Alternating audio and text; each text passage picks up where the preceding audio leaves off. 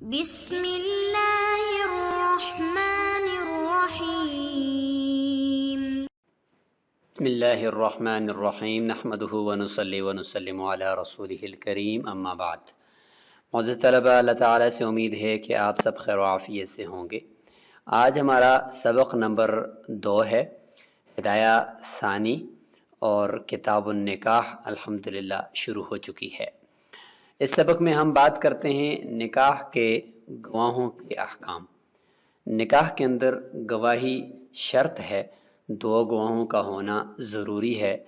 ان گواہوں کے اندر کون کون سی صفات ہوں گی، آج اس سے متعلق ہم پڑھتے ہیں اور اسی کے اوپر متفرع ہونے والے کچھ مسائل بھی دیکھتے ہیں۔ وَلَا يَنْعَقِدُ نِكَاحُ الْمُسْلِمَيْنِ إِلَّا بِحُضُورِ شَاهِدَيْنِ حُرَّيْنِ عَاقِلَيْنِ بَالِغَيْنِ مُسْلِمَيْنِ رَجُلَيْنِ أو رجل وامرأتين عدولا كانوا أو غير عدول أو محدودين في القذف۔ ہم قدوری رحمہ اللہ فرماتے ہیں کہ نکاح مسلمانوں کا، 2 مسلمانوں کا نکاح منعقد نہیں ہوتا مگر بحضور شاہدین، 2 گواہوں کی موجودگی میں۔ اب 2 گواہوں کے اندر کیا کیا شرائط ہونی چاہیے؟ نمبر 1، حرینی، وہ دونوں آزاد ہونے چاہیے، غلام نہ ہو۔ عاقلینی، دونوں عاقل ہوں، مجنون نہ ہوں۔ بالغینی، بالغ ہوں، نابالغ نہ ہوں۔ مسلمینی، مسلمان ہوں، کافر نہ ہوں۔ رجلینی، مرد ہوں، دونوں عورتیں نہ ہوں۔ اچھا، او رجل وامرأتین، یا ایک مرد اور 2 عورتیں ہوں، صرف عورتیں بھی نہ ہوں، ایک مرد اور 2 عورتیں ہوں۔ ایک مرد کے مقابلے میں 2 عورتوں کی گواہی قرآن میں اس کی اجازت دی گئی ہے۔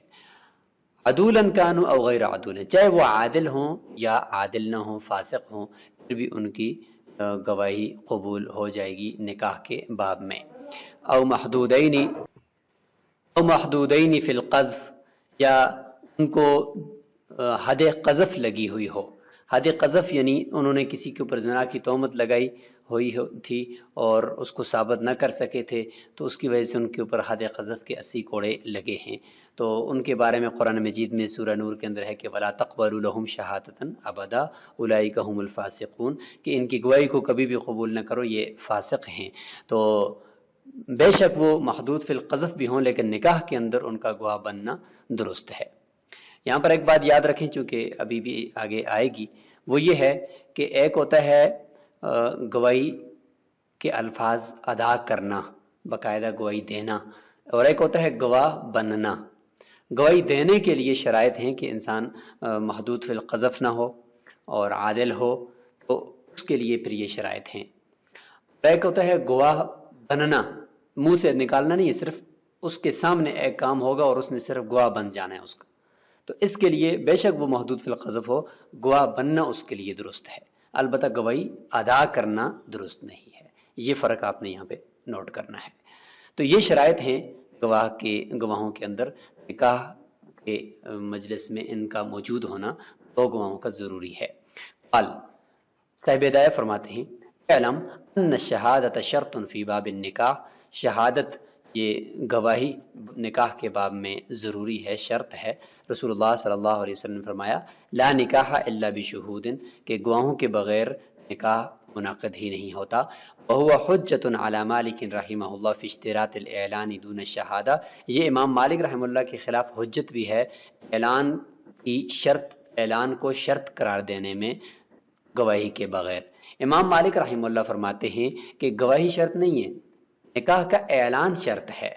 کہ صرف لوگوں کے سامنے ایک بات آ جائے اوپن ہو کر کہ فلاں کا فلاں کے ساتھ نکاح ہو گیا ہے، اور اس کے لیے باقاعدہ اعلان ہو جائے، جیسے روایت میں بھی اعلنوا النکاح ولو کان بالدف، کہ نکاح کا اعلان کرو اور بالکل یعنی اس کی تشہیر کرو، سب کو پتہ چلے کہ فلاں کا فلاں کے ساتھ نکاح ہو گیا ہے۔ تو بس یہ ضروری ہے، نہ کہ شہادت، امام مالک رحمہ اللہ کے نزدیک۔ فرماتے ہیں یہ روایت ان کے خلاف حجت ہے کہ اس میں دیکھیں باقاعدہ شہود کا لفظ ہے، کہ ٹھیک ہے وہاں پر اعلان کا واجب ہونا تو ضروری ہے، لیکن اعلان کا نکاح کے لیے شرط ہونا وہ روایت میں نہیں ہے۔ اعلنوا النکاح ولو کان بالدف کے اندر اس کا شرط ہونا ثابت نہیں ہوتا، لہٰذا یہاں پر باقاعدہ شرط ثابت ہو گئی ہے، نکاح کے اندر گواہی شرط ہے۔ ولا بد من اعتبار الحریت فیہا، فرماتے ہیں کہ اب یہاں پہ ہر ایک جو شرط لگائی ہے گواہوں کے اندر، ان کی گواہی کے اندر جو ان کی شرائط ہیں ان کو ذکر کیا جا رہا ہے۔ فرماتے ہیں کہ حریت، گواہوں کا آزاد ہونا یہ ضروری ہے، لأن العبد لا شہادت له لعدم الولایت، کیونکہ غلام کو گواہی دینا یا اس کا گواہ بننا درست نہیں ہے، کیونکہ وہ خود اس کی اپنے اوپر کوئی اختیار نہیں ہے، ولایت نہیں ہے، تو وہ کسی دوسرے کے اوپر گواہ بننے کا یا دینے کی ولایت نہیں رکھ سکتا۔ ولا بد من اعتبار العقل والبلوغ، عقل اور بالغ ہونا بھی ضروری ہے گواہوں کا، کیوں؟ اس لیے کہ لأنه لا ولایت بدونہما، یعنی عقل کے بغیر اور بلوغت کے بغیر ان کے خود اپنے نفس پر بھی کوئی ولایت اور اختیار نہیں ہوتا۔ شریعت نے ان کو روکا ہوا ہے تصرفات سے، تو چیز ہے کہ وہ کسی دوسرے کے اوپر گواہی کی ولایت رکھتے ہوں۔ ولا بد من اعتبار الاسلام، مسلمان ہونا بھی ضروری ہے، فی انکحۃ المسلمین، مسلمانوں کے نکاحوں کے اندر گواہ بننے کے لیے مسلمان ہونا بھی گواہ کا ضروری ہے، لأنه لا شہادت للکافر علی المسلم، کیونکہ مسلمان کے خلاف یا مسلمان پر کافر کی گواہی یہ قابل قبول نہیں ہے۔ لن یجعل اللہ للکافرین علی المؤمنین سبیلا، سورہ نساء کے اندر اللہ تعالیٰ نے فرمایا۔ ولا يشترط وصف الذکورۃ حتى ينعقد بحضور رجل وامرأتین،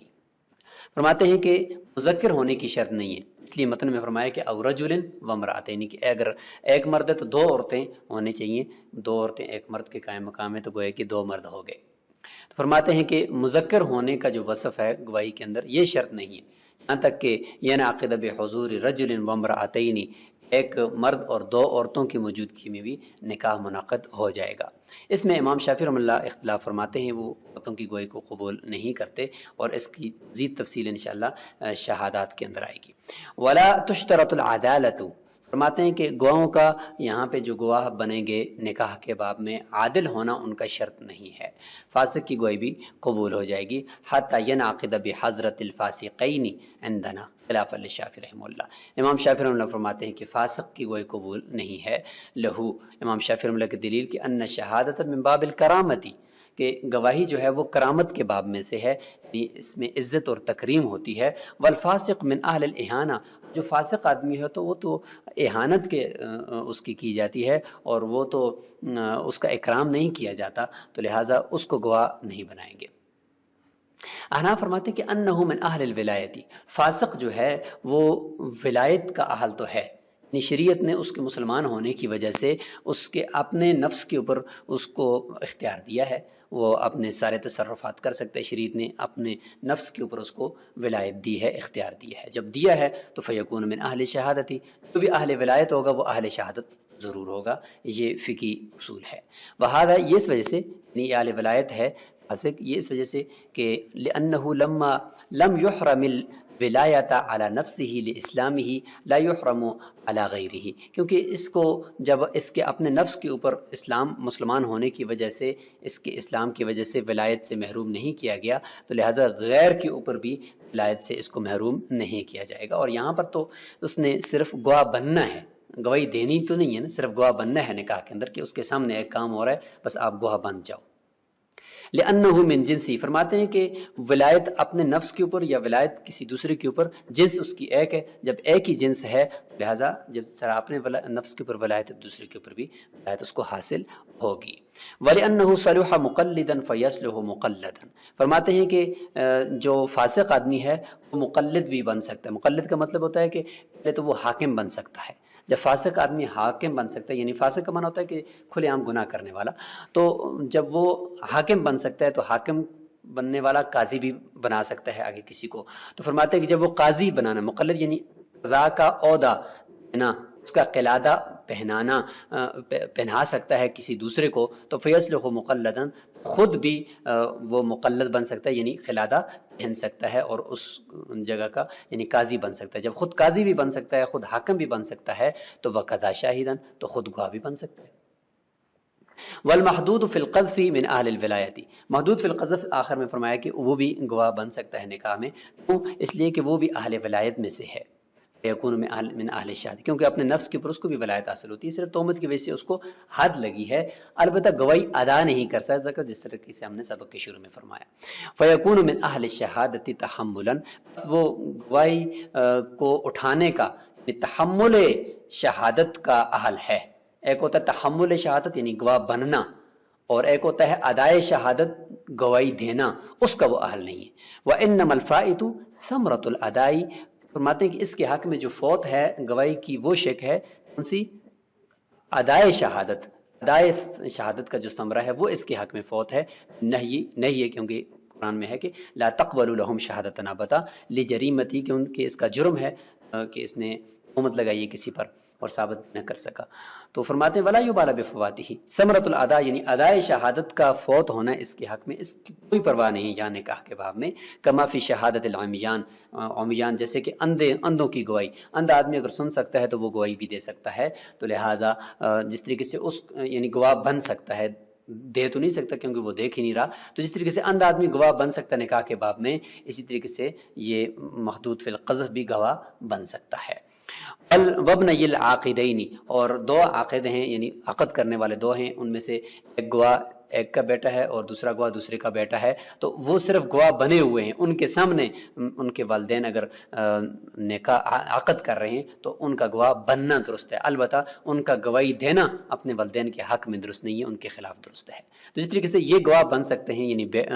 بیٹے گواہ بن سکتے ہیں یا اندھے گواہ بن سکتے ہیں، کیونکہ صرف تحمل شہادت کرنی ہے، ادا کرنی نہیں ہے، تو اس طریقے سے محدود فی القذف بھی گواہ بن سکتا ہے لیکن گواہی دے نہیں سکتا۔ آگے کچھ دو مسائل متفرع کرتے ہیں اسی مسئلے کے اوپر، فرماتے ہیں کہ وَإِن تَزَوَّجَ مُسْلِمٌ ذِمِّيَّةً بِشَهَادَةِ ذِمِّيَّيْنِ جَازَ عِندَ أَبِي حنیفہ وأبی یوسف رحمہم اللہ، ایک مسلمان ذمی عورت کے ساتھ یعنی غیر مسلم ہے، اہل کتاب ہے، کہ غیر مسلموں کے ساتھ تو نکاح درست نہیں ہے نا مسلمان کا، اہل کتاب میں سے یعنی یہودی ہے یا عیسائی ہے لیکن اہل کتاب ہے جس کے ساتھ نکاح درست ہے، اس میں سے کسی عورت کے ساتھ مسلمان نے نکاح کیا اور گواہ جو بنے ہیں وہ دو غیر مسلم انہی اہل کتاب میں سے دو شخص بنے ہیں، مسلمان گواہ نہیں تھے، غیر مسلم بنے ہیں، تو فرماتے ہیں کہ شیخین کے نزدیک یہ گواہی درست ہے۔ امام محمد رحمہ اللہ اور امام ظفر رحمہ فرماتے ہیں کہ نہیں، یہ گواہی درست نہیں ہے، کیونکہ لأن السماع فی النکاح شہادت، کیونکہ یہاں پر نکاح کے اندر جو سماع ہے نا تو یہ بھی ایک طرح کی گواہی ہے نا، تحمل شہادت ہے، ابھی ہم نے ذکر کیا، ولا شہادت للکافر علی المسلم، کافر کی مسلمان کے اوپر گواہی درست نہیں ہے۔ فکأنہما لم یسمعا کلام المسلم، یہ تو ایسا ہو گیا گویا کہ انہوں نے مسلمان کا کلام سنا ہی نہیں ہے، تو جس طریقے سے سنا ہی نہ ہو تو گواہی دینا یا گواہ بننا درست نہیں ہوتا، تو اس طریقے سے یہاں پر بھی گواہ بننا درست نہیں ہے۔ ولہما،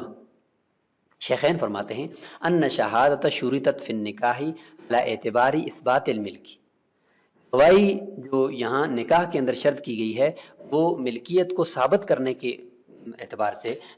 شرط کی گئی ہے، کہ یعنی نکاح کے اندر گواہ کی جو شرط ہے وہ کس لیے لگائی ہے؟ وہ اس لیے لگائی ہے کہ آپ گواہ رہو کہ آپ کے سامنے ایک عورت کی متع یعنی اس کی شرمگاہ کی ملکیت ایک فلاں شخص کو حاصل ہو رہی ہے، بس یہ اس چیز کے آپ نے گواہ بننا ہے، یہاں پہ کوئی مال کی گواہی نہیں ہے کہ جس کے لیے ہم کہیں کہ مسلمان کے خلاف کافر کی گواہی قبول نہیں ہوتی۔ لِوُرُودِهِ عَلَى مَحَلٍ ذِي خَطَرٍ، کیونکہ یہ جو ملکیت ہے اور یہ جو عقد ہے یہ وارد ہو رہا ہے ایسے محل کے اوپر یعنی عورت کی بوزہ اور شرمگاہ کے اوپر جو ذی خطر یعنی جو قیمت والی ہے، قیمتی بوزہ کے اوپر منعقد ہو رہا ہے، تو اس لیے اس کے لیے ہم نے شرط کر دیا گواہی کو۔ لا علی اعتبار وجوب المہر، مہر کے واجب ہونے کے اعتبار سے گواہی کو شرط نہیں قرار دیا کہ تم گواہ رہو کہ اس آدمی کے اوپر اس عورت کا اتنا مہر جو ہے وہ واجب ہو گیا ہے، فرض ہو گیا، اس اعتبار سے گواہی نہیں ہوتی کہ مال کے اعتبار سے گواہی ہو کہ ہم کہیں گے بھئی کافر کی یہاں پہ کافر آدمی ہے اور لہٰذا اس کی گواہی قبول نہ ہو۔ اذ لا شہادت تشترط فی لزوم المال، کیونکہ مال کے لازم ہونے کے اندر گواہی شرط نہیں ہے، ایک مطلب خرید و فروخت ہے جیسے، تو ایک بندے کے دوسرے کے اوپر مال لازم ہو گیا تو اس کے اندر گواہ ہونا ضروری تو نہیں ہے، بغیر گواہوں کے بھی ایک دوسرے کے اوپر مال لازم ہو جاتا ہے، لہٰذا یہاں پر مال کے لازم ہونے کے لیے گواہی نہیں ہے بلکہ صرف ملکیت کے ثابت کرنے کے لیے گواہی ہے۔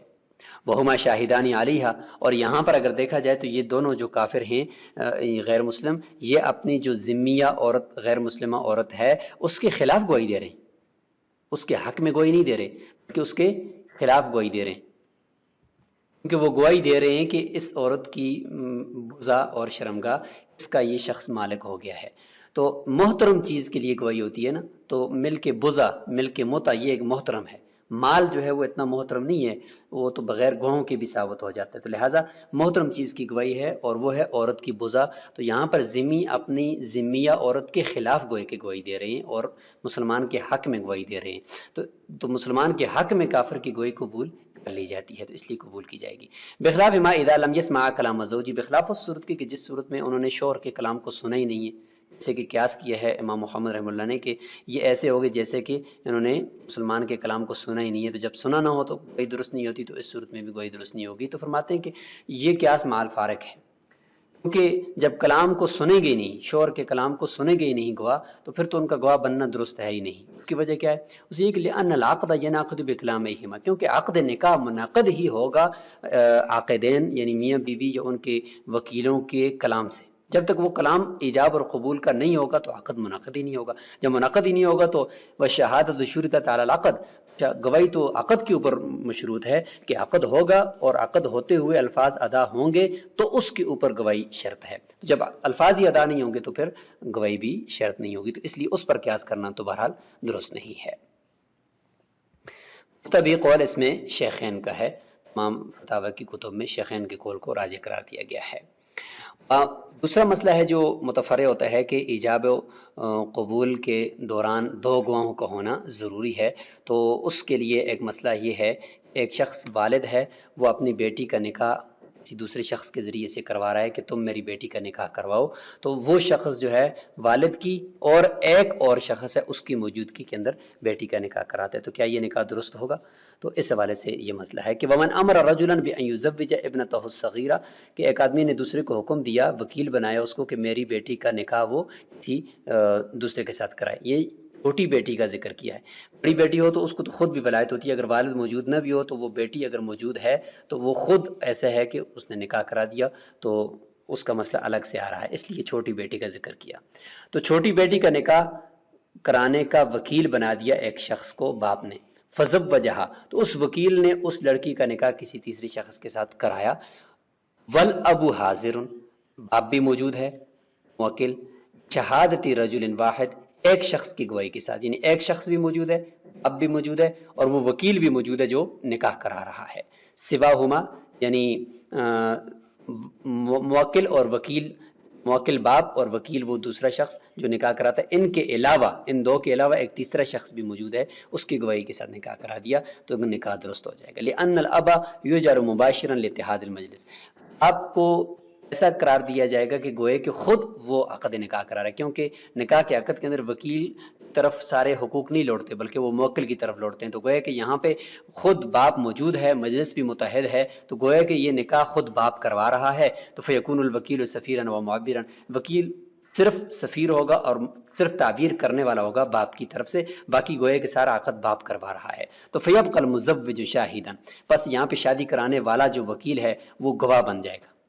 وہ گواہ بن جائے گا، اور گویا کہ باپ خود وہ نکاح کرا رہا ہے اور وکیل جو ہے وہ بھی گواہ ہے اور ایک تیسرا شخص بھی گواہ ہے، تو لہٰذا دو گواہ ہو گئے، نکاح درست ہو جائے گا۔ فإن كان الأب غائبا، اگر باپ غائب ہے، باپ موجود نہیں ہے، موکل موجود نہیں ہے، تو پھر جائز نہیں ہے، کیونکہ لأن المجلس مختلف، کیونکہ اس کی مجلس کوئی اور ہے، سامنے مجلس کے اندر موجود نہیں ہے، اگرچہ فون کال پہ ہو، ویڈیو کال پہ ہو، درست نہیں ہے۔ فلا يمكن ان يجعل الأب مباشرا، بس باپ کو یہ نہیں قرار دیا جائے گا کہ گویا کہ یہ خود نکاح کروا رہا ہے، کیونکہ مجلس متحد نہیں ہے۔ وعلى هذا، اسی مسئلے پر یہ بھی ہے کہ اذا زوج الأب ابنته البالغة، باپ اپنی بالغہ بیٹی کا نکاح کرا رہا ہے محضر شاہد واحد، ایک گواہ کی موجودگی میں، اور ان کانت حاضرتن، شرط کہ وہ بیٹی بھی موجود ہے، تو جب بالغ بیٹی ہے تو بالغ بیٹی کو خود اپنا نکاح کرانے کا اختیار ہوتا ہے نا، تو لہٰذا جب بالغ بیٹی ہے تو جب مجلس کے اندر موجود ہے تو یہاں پر بھی ایسا ہے کہ گویا کہ وہ بیٹی خود نکاح کرا رہی ہے اپنا، وہ خود مباشر ہے اور باپ جو ہے وہ گویا کہ صرف تعبیر کرنے والا ہے، تو لہٰذا باپ بھی گواہ بن گیا، ایک تیسرا شخص بھی موجود ہے، بیٹی اپنا نکاح گویا کہ خود کرا رہی ہے، نکاح درست ہو جائے گا دو گواہوں کی موجودگی میں، لہٰذا دو گواہوں کو ہونا بہرحال ضروری ہے۔ وَإِنْ كَانَتْ غَائِبَةً، اگر بیٹی موجود نہیں ہے، باپ اس کی طرف سے نکاح کرا رہا ہے، تو گویا کہ یہاں پہ صرف باپ نکاح کرا رہا ہے، بیٹی کی مجلس مختلف ہونے کی وجہ سے بیٹی خود مباشر نہیں ہے نکاح کے اندر، لہٰذا ایک ہی گواہ رہ گیا پیچھے، تو اس کی موجودگی میں نکاح درست نہیں ہوتا۔ آخر میں گواہی سے متعلق متفرق کچھ مسائل ہیں، وہ بھی دیکھ لیتے ہیں جلدی سے۔ نمبر 1، صرف 4 عورتوں کی گواہی جائز نہیں ہے کہ 2 مردوں کے بجائے 4 عورتیں ہوں، نہیں، ایک مرد کا ہونا ضروری ہے۔ نمبر 2، دونوں گواہوں کا عاقدین کا کلام یک وقت سننا ضروری ہے۔ ایسا نہیں کہ ایک گواہ سنے اور پھر دوسرے کو کہے کہ بھئی اس نے یہ بات کی ہے، دوسرے کو آواز ہی نہیں آئی ہے، دوسرا موجود ہی نہیں تھا، نہیں، بلکہ بیک وقت دونوں کا وہاں موجود ہو کر کلام کو، عاقدین کے ایجاب و قبول کو سننا شرط ہے۔ نمبر 3، گنگے کا گواہ بننا بھی جائز ہے بشرط کہ سننے کی صلاحیت اس کے پاس ہو، کیونکہ صرف گواہ بننا ہے، گواہی دینی تو نہیں ہے کہ اس کے لیے ہم بولنے کی شرط لگائیں۔ نمبر 4، نشے کی حالت میں گواہ بننا درست نہیں ہے، ہاں الا یہ کہ نشہ تو اس کو آیا ہوا، لیکن اتنا نشہ نہیں ہے کہ جس کی وجہ سے وہ بات کو سن کر سمجھ نہ سکتا ہو، ہاں اگر سن کر سمجھ سکتا ہے کہ بھئی کیا ہو رہا ہے یہاں پر، تو اس کی گواہی درست ہو جائے گی، ورنہ نہیں۔ نمبر 5، اللہ اور رسول کو گواہ بنا کر نکاح کرنا درست نہیں ہے، کیونکہ فقہ کے اندر یہ اصول ہے کہ سامنے 2 انسانوں کا گواہ بننا ضروری ہے، اور رسول اللہ صلی اللہ علیہ وسلم تو موجود ہی نہیں ہے، اللہ تعالیٰ تو ہر جگہ موجود ہے، لہٰذا اس طریقے سے نکاح درست نہیں ہوگا۔ فضولی نے نکاح کرایا اور گواہوں نے سن لیا تو درست، یعنی اس طریقے سے تو درست ہے کہ فضولی نے اپنا نکاح کسی کے ساتھ، یعنی کسی عورت نے دوسرے کے ساتھ کرایا یا مرد نے کسی عورت کے ساتھ کروایا اور وہ سامنے دوسرا موجود نہیں تھا، اور گواہوں کو کہا کہ تم گواہ رہنا کہ میں نے فلاں کے ساتھ نکاح کر لیا ہے، اور اس گواہوں نے جا کر پھر وہ دوسرے عاقد کو، یعنی دوسری لڑکی ہے یا لڑکا اس کو بتا دیا تو درست ہو جائے گا، یعنی گواہوں کا ہونا ضروری ہے بہرحال، باقی وہ گواہ جا کر اس کو بتا دیں تو درست ہو جائے گا اگر وہ قبول کرے تو تب۔ نمبر 7، نکاح کے گواہوں کا مجلس نکاح میں موجود ہونا ضروری ہے۔ اور نمبر 8، نکاح میں خیار شرط لگانا یا خیار عیب لگانا یہ درست نہیں ہے، شرط خود باطل ہو جائے گی اور نکاح کا جو عقد ہے وہ درست ہو جائے گا۔ فون کال یا ویڈیو کال پر نکاح کرنا یہ درست نہیں ہے، کیونکہ مجلس مختلف ہوگی، ایک الگ مجلس میں دوسرا الگ مجلس میں، ہاں البتہ اگر دولہا یا دلہن کا وکیل، وہ دونوں وکیل یا جہاں پر دلہن ہے یا جہاں پر دولہا ہے وہاں پر دوسرے فریق کا وکیل وہ مجلس میں موجود ہو، تو پھر ساتھ اگر وہ موکل، چاہے وہ دولہا ہے یا دلہن ہے، وہ اگر ویڈیو کال پر بھی ہو اور اس کا وکیل وہاں مجلس کے اندر پہلے سے موجود ہو، تو مجلس کے اندر وکیلوں کا یا ایک کے وکیل کا اور دوسری طرف سے وہ اصیل ہو، ان کا موجود ہونا شرط ہے۔ اگر وہ موجود ہیں تو پھر اگر ساتھ ساتھ موکل بھی ویڈیو کال پر ہو تو پھر نکاح درست ہو جائے گا۔ تو یہ کچھ متفرق مسائل یہاں پر تھے جو آخر میں ذکر کر دیے گئے۔ السلام علیکم ورحمۃ اللہ۔